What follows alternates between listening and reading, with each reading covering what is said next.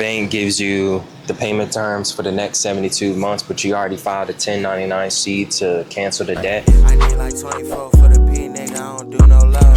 I need like 10K for the back. I want to talk about the fact that you can essentially discharge debt using negotiable instruments like 1099-A, 1099-B, 1099-C. The thing is, and that problem is that people do not understand that it's a process, all right?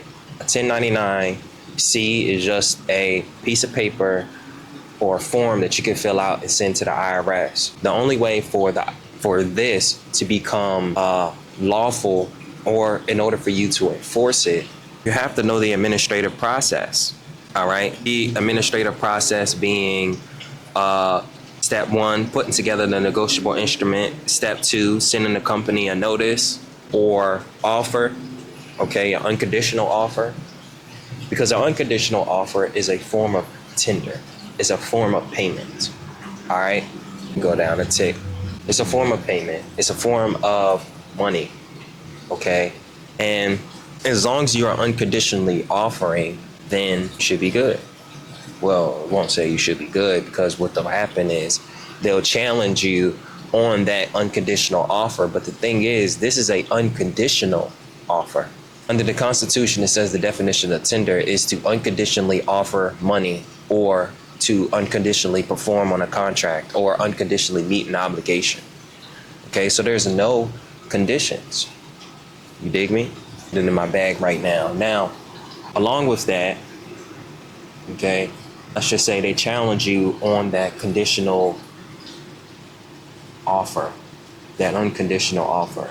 You wanna, number one, you wanna respond to their challenge and ask them to provide a proof of claim of their challenge.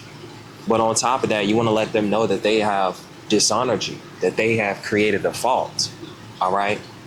Because if I challenged you, right, and I asked you for certain pieces of information, or better yet, I gave you a negotiable instrument and you rejected it, UCC 3-603 says that a rejection means there is discharge. A refusal means there is discharge, okay, under UCC 3-603.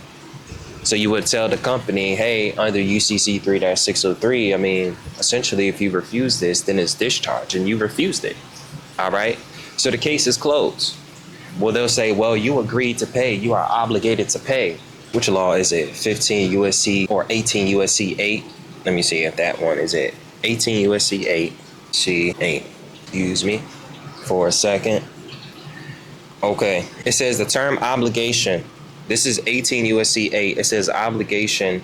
The term obligation or other security of the United States includes all bonds, certificate of indebtedness, national bank currency, Federal Reserve notes, Federal Reserve bank notes, coupons, United States note, Treasury notes, gold certificates, silver certificates, fractional notes, certificates of deposits, bills, checks, drafts for money, drawn by or upon authorized officers of the United States. Now, who are the authorized officers before I talk about that?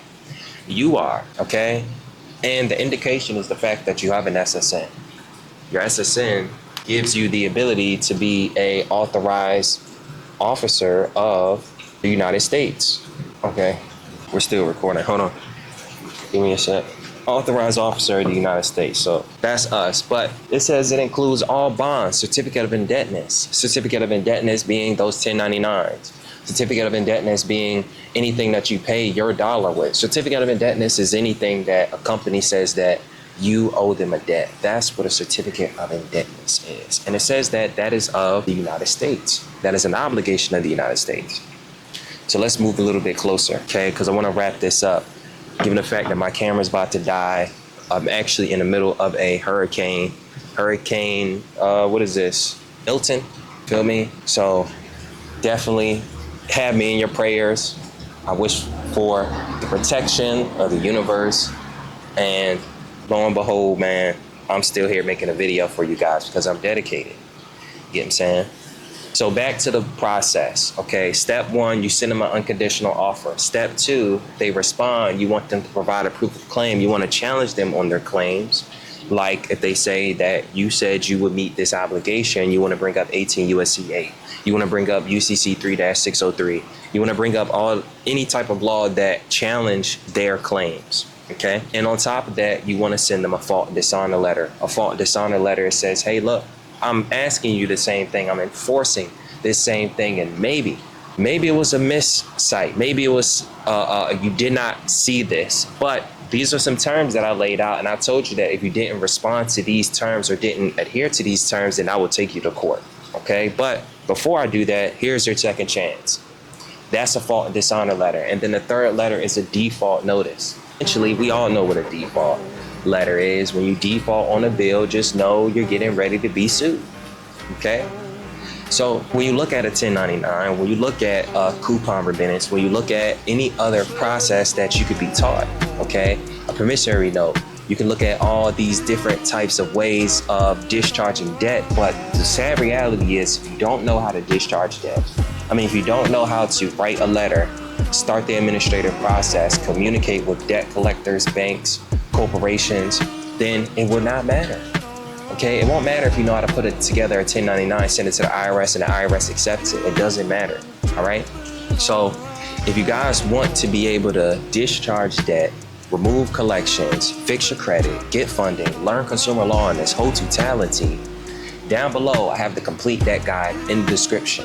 Okay, because essentially, man, under the complete debt guide, I break down how to be able to put together the administrative process. I have the letters, the templates. I give you the legal jargon. I talk about the laws. I talk about different things. And essentially, it is something that you will have for a lifetime.